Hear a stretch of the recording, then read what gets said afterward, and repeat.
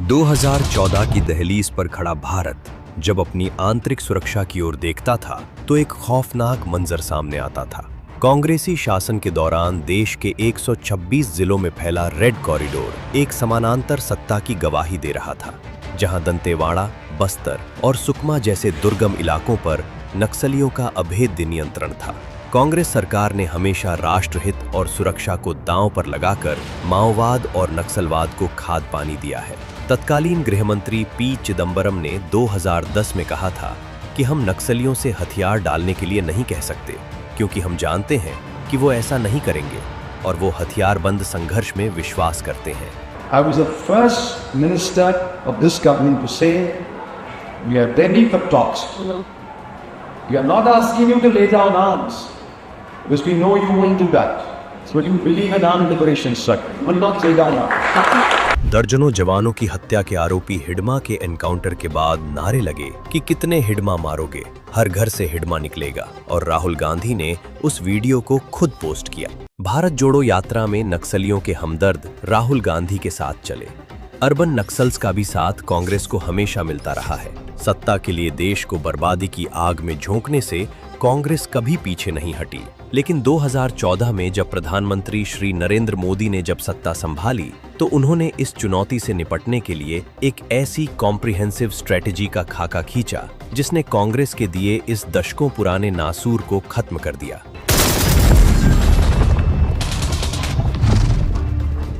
समाधान डॉक्ट्रिन के तहत आक्रामक सैन्य अभियानों ने नक्सलियों के किलों को ढहाया, तो दूसरी तरफ मानवीय संवेदना के साथ पुनर्वास के द्वार खोल दिए गए।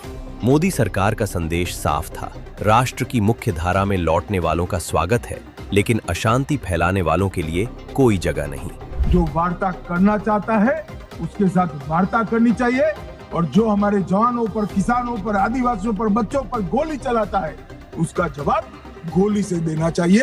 यही शासन का होता है, यही शासन का नियम है। सरेंडर पॉलिसी के तहत सीनियर काडर को सरेंडर के तुरंत बाद 2.5 लाख रुपए और मिडिल रैंक काडर को 1.5 लाख रुपए की मदद के साथ साथ 3 साल का स्टाइपेंड और स्वरोजगार के लिए लोन की व्यवस्था की गई। इस दूरदर्शी नीति ने बंदूकों को मौन कर दिया और भटके हुए हाथों में हुनर थमा दिया। परिणाम स्वरूप 2014 के बाद नक्सली हिंसा में 70% की ऐतिहासिक गिरावट दर्ज की गई। सरकार ने नक्सलवाद जैसे नासूर को खत्म करने के लिए सुरक्षा बलों को अपडेट किया। 596 फोर्टिफाइड पुलिस स्टेशनों ने सुरक्षा का नया घेरा तैयार किया। बीते 6 सालों में जंगलों के सीने पर 406 नए CAPF कैंप खड़े किए। रात के अंधेरे को चीरने के लिए 68 नाइट लैंडिंग हेलीपैड बनाए गए और हमारे जांबाज जवानों को 400 बुलेट प्रूफ व ब्लास्ट प्रूफ गाड़ियों का सुरक्षा कवच दिया गया। जवानों के इलाज के लिए 5 नए अस्पताल बनाए गए और चुस्त दुरुस्त कम्युनिकेशन सिस्टम के साथ भारत ने ये साफ कर दिया कि नक्सलवाद अब अपने अंतिम दिन गिन रहा है। 2024 के बाद शुरू हुआ फाइनल ऑफेंसिव ने दिखाया कि जब नेतृत्व अडिग हो तो नक्सलवाद जैसी गहरी जड़ें भी उखाड़ी जा सकती हैं। Operation Octopus, operation Double Wood, operation Thunderstorm, operation Bhimband, operation Chakrabandha. मान्यवर, एक ऑपरेशन की ओर मैं विशेष ध्यान दिलाना चाहता हूं सदन का, ऑपरेशन ब्लैक फॉरेस्ट। तेलंगाना और छत्तीसगढ़ की सीमा पर 21 अप्रैल 2025 से शुरू होकर 11 मई 2025 तक चलने वाले 21 दिनों के ऑपरेशन के दौरान DRG, STF और कोबरा के जाबाज जवानों ने 1200 वर्ग किलोमीटर के उस दुर्गम पहाड़ी को घेरा जिसे नक्सली अपना अभयदान समझते थे। इस पहाड़ी पर नक्सलियों ने 5 साल तक लड़ने के लिए हथियार, सोलर से बिजली, कई IED फैक्ट्री और 5 साल के राशन के साथ 500 नक्सलियों ने डेरा डाल रखा था। इस ऑपरेशन में सुरक्षा बलों ने 3 करोड़ के इनामी नक्सलियों के सर्वोच्च कमांडर नंबाला केशवा राव उर्फ बसवराजू समेत 31 खूंखार नक्सलियों को ढेर कर दिया।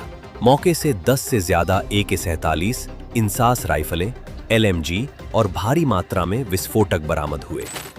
नवंबर 2025 में आंध्र प्रदेश के जंगलों में most wanted commander Madvi Hidma, जो दरभा वैली जैसे बड़े हमलों का मुख्य आरोपी था, अपनी पत्नी और साथियों के साथ ढेर कर दिया गया। या तो समर्पण या सुरक्षा बलों का सामना। इस स्पष्ट संदेश का असर ये हुआ कि 2024 और 2025 के बीच नक्सलियों के कोर स्ट्रॉन्ग होल्ड्स पूरी तरह ध्वस्त हो गए।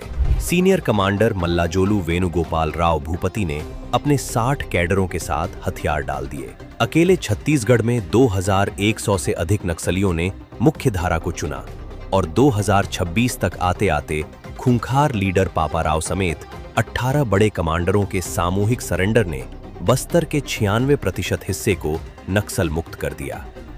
2014 के बाद से 4839 नक्सलियों ने अपने हथियार डाल दिए।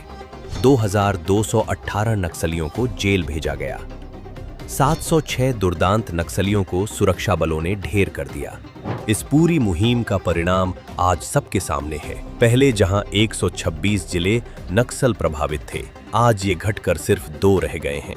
आज जंगलों के वो डरावने लाल चबूतरे विलुप्त हो चुके हैं। उनकी जगह विकास की नई इबारत लिखी जा रही है। मैं ऐसा बोल सकता हूँ, धड़ल्ले से बोल सकता हूँ कि हम नक्सल मुक्त हो गए हैं। ऐसा कहने में कोई तकलीफ नहीं। नक्सलवाद के अंधेरे को चीरकर विकास का जो नया सवेरा 2014 के बाद हुआ, उसने दशकों के अवरोधों को ध्वस्त कर दिया। जहां कभी बारूद और आईईडी का खौफ था, आज वहां 17,589 किलोमीटर स्वीकृत सड़कों में से 12,000 किलोमीटर का जाल बिछ चुका है और 6,000 करोड़ की लागत से खड़े 9,000 मोबाइल टावर दुर्गम अंचलों को दुनिया से जोड़ रहे हैं। इतना ही नहीं, 8,000 नए 4G टावर अब छत्तीसगढ़, महाराष्ट्र और तेलंगाना के आदिवासी क्षेत्रों को दिल्ली जैसी कनेक्टिविटी दे रहे हैं। पिछले 12 वर्षों के इस स्वर्णिम काल में 1804 बैंक शाखाएं, 1321 ATM, 37,850 बैंकिंग कॉरेस्पॉन्डेंट्स और 625 डाकघरों ने आर्थिक रीढ़ को मजबूत किया है। तो वहीं 259 एकलव्य विद्यालयों, 46 ITI, 49 स्किल डेवलपमेंट सेंटर और 16 कौशल केंद्रों ने 800 करोड़ के निवेश से युवाओं के भविष्य को संवारा है। स्वास्थ्य के क्षेत्र में जगदलपुर का 240 बिस्तरों वाला सुपर स्पेशलिटी अस्पताल और 212 करोड़ के चिकित्सा शिविर एक नई जीवन शक्ति बनकर उभरे हैं। ये केवल एक सैन्य विजय नहीं, बल्कि भारत की उस अटूट इच्छा शक्ति का परिणाम है जिसने बंदूक के खौफ को जनता के विश्वास में बदल दिया है।